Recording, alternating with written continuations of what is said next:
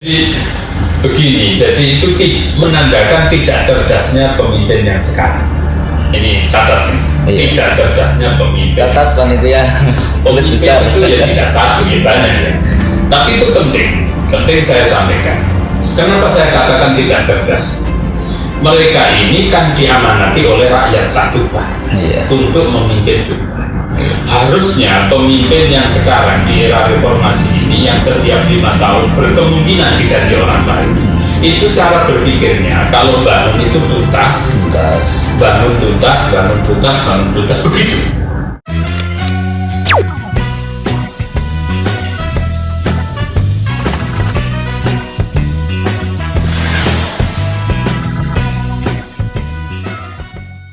Sofa, kita ini lagi viral sekarang terkait tagline Tuban Bumi Wali.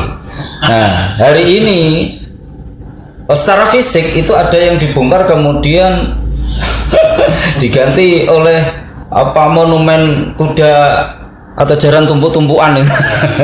Jaran jambian. Jaran jambian atau jaran tumpak-tumpakan itu. Menurut jenengan pribadi? Iya. Kalau sudah masuk ke situ itu memang rawan konflik pemikiran, atau konflik pendapat. Begini, orang itu kalau bisa merasakan pentingnya identitas, dia tidak akan sembrono memilih sebuah identitas. Tagline Tuban Bumi Wali, Tuban Bumi Ronggolawe, Tuban Kota Tua, itu sebenarnya tagline yang menandakan sebagai identitas dirinya sebagai warga Tuban. Sebenarnya Ronggolawe itu juga tagline yang bagus. Karena Ronggolawe itu adalah seorang kesatria besar, kesatria agung, Mahapatih di zamannya. Dan dari Ronggolawe ini menelurkan kadernya, yaitu Patih Gajah Mada.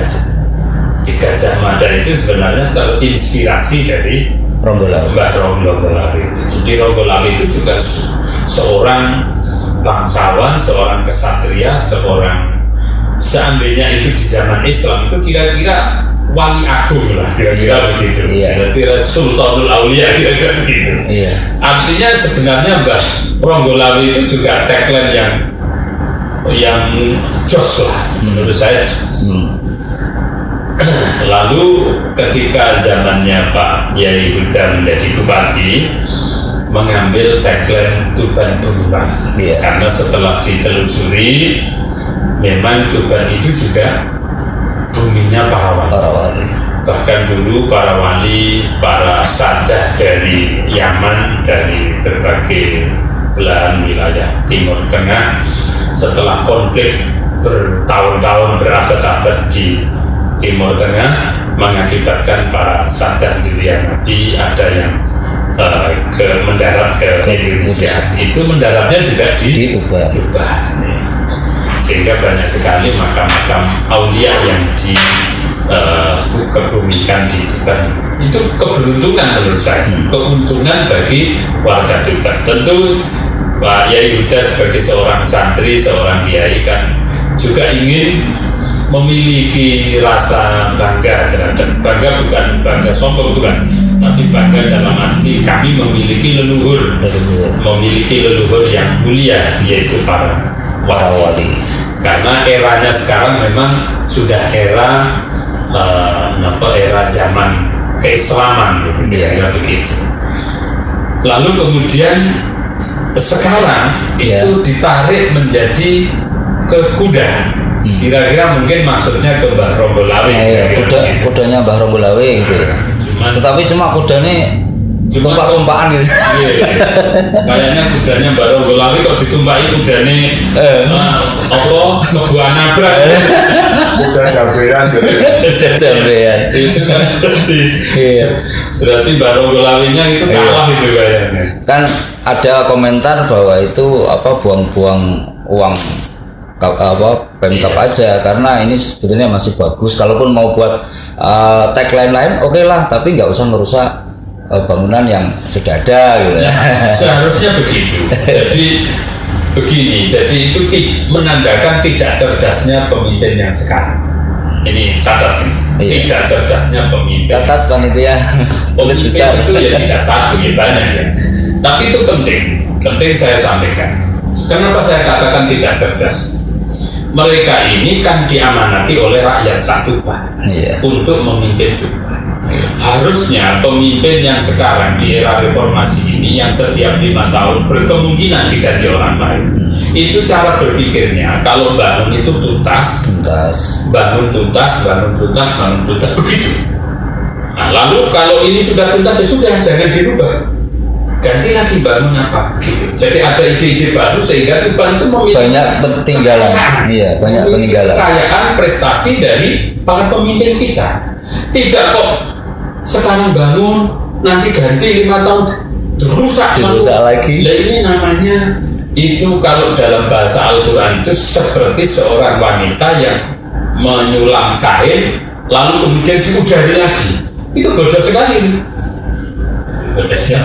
Harusnya tidak begitu, apalagi kalau dalam situasi pandemi seperti ini, uang rakyat yang diambil-ambilkan, kondisi masyarakat yang sedang mengkis-mengkis dan seterusnya, itu Efek COVID masih ada. ya itu tentu sangat-sangat tidak bijaksana. Sangat tidak bisa. Berarti Tuban Bumi Wali atau Tuban Bumi Ronggolawe menurut jenengan? Nah, menurut saya bisa dua-duanya, sama bagus, dan itu tidak menyalahi. Artinya umpamanya ya Tuban itu ya Bumi Wali, Tuban ya Bumi Ronggolawe. Misalkan begitu, karena itu sejarah itu kan tidak berdiri sendiri. Iya. Sejarah itu kan berurutan, ada Ada masanya sendiri-sendiri. Iya, ada tahapannya. Wali itu, para wali itu kenapa bisa mudah mendarat di sini? Kenapa pilihannya di sini? Kenapa Allah mentakdirkan di sini? Iya. Karena di sini memiliki kesiapan untuk disinggahi oleh para wali. Siapa yang menyiapkan itu? Nah, itu diantaranya kan Ronggolawe. Iya. Nah, karena itu Artinya keduanya sebenarnya tidak perlu tidak dipertentangkan. perlu ditabrak. Yang mengatakan Tuban Bumi Wali tetap mengakui Iya. Bumi Ronggolawe, yang Iya. Bumi Ronggolawe tetap mengakui adanya Tuban Bumi Wali. Ya, harusnya begitu. Setiap pemimpin itu cara berpikirnya begitu. Iya. Tidak ada orang bisa berdiri sendiri. Tidak ada seorang pemimpin hebat pun bisa membangun negeri ini sendiri tanpa menyandarkan pada keberhasilan bersama. Sejarah sebelumnya. Iya, tidak ada. Oke, terakhir Bapak, motivasi untuk generasi atau kader Nahdlatul Ulama Kabupaten Tuban. Monggo. Orang ber-NU atau berharokat di NU itu spiritnya kan tidak. Tetapi yang lebih penting itu orang ber-NU itu yang adalah tolak ilmu. Itu yang pertama. Kenapa? Karena NU itu gerakannya para ulama, gerakannya para orang-orang yang berilmu. Nah, kita ini di NU, kader-kader muda itu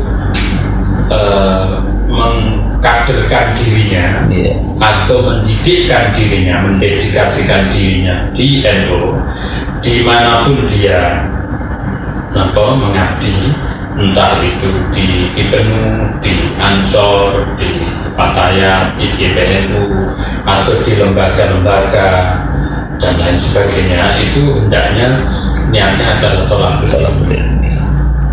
Sehingga nanti kalau melihat para pemimpin itu kelihatannya itu berseberangan.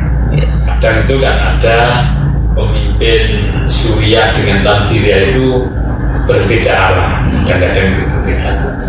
Itu jangan jadikan itu sebagai bahan olok-olok. Itu salah. Jadikan itu sebagai bahan pelajaran. Kaji, dipelajari plus minusnya. Sehingga kita akan mendapatkan jawaban dari sebuah pembelajaran. Kita itu sering melihat, kadang-kadang itu melihat ulama-ulama kita yang ada di struktural NU dan yang ada di kultural di pesantren. Iya. Karena kiai-kiai ulama pesantren itu memang murni ngugemi ilmu, tidak benturan dengan sirkulasi gerusan setting politik global secara global, sehingga dengan mudahnya menghukumi sesuai dengan ilmu. Tapi yang berada di lingkaran setting politik global ini kan tidak bisa begitu. Misalkan soal tema Selamat Natal, ini perlu saya singgung. Soal tema Selamat Natal itu mungkin PBNU ya ada 1-2 yang mengucapkan Selamat Natal, tapi kan kemudian diserang oleh kiai yang di pesantren. Ini kita sebagai generasi muda itu jadikan itu sebagai bahan pembelajaran, jangan menjadikan itu sebagai bahan olok-olokan kok kiai kok bertentangan dengan itu, jangan, tapi lihatlah itu sebagai ilmu. Ini ya ilmu, lalu kita mencari jalan tengahnya. Dan itu tiap tahun mulai tanggal 25 video-video olok-olok itu selalu hadir. Setelah itu hilang. Nanti tanggal 20 Desember hadir kembali. Dan itu tidak akan pernah berhenti. Oke. Baru satu tema. Belum lagi nanti kalau coba yang lain ya. Iya. Terima kasih Gus Wafa telah hadir di podcast PCNU Kabupaten Tuban. Terima kasih atas kerawannya. Demikian para pemirsa bincang kami di podcast PCNU Kabupaten Tuban bersama Gus Syariful Wafa selaku Wakil Rois Syuriah PCNU Kabupaten Tuban. Mudah-mudahan ada hikmah dan manfaatnya, dan kita akan ketemu kembali di podcast berikutnya tentu dengan tema yang lebih menarik dengan narasumber yang lain. Oke, terima kasih. Jangan lupa like dan subscribe channel YouTube PCNU Tuban.id. Terima kasih. Wallahu muwaffiq ila aqwamit thoriq. Wassalamualaikum warahmatullahi wabarakatuh. Waalaikumsalam. Terima kasih, Gus. Sama-sama, Mas.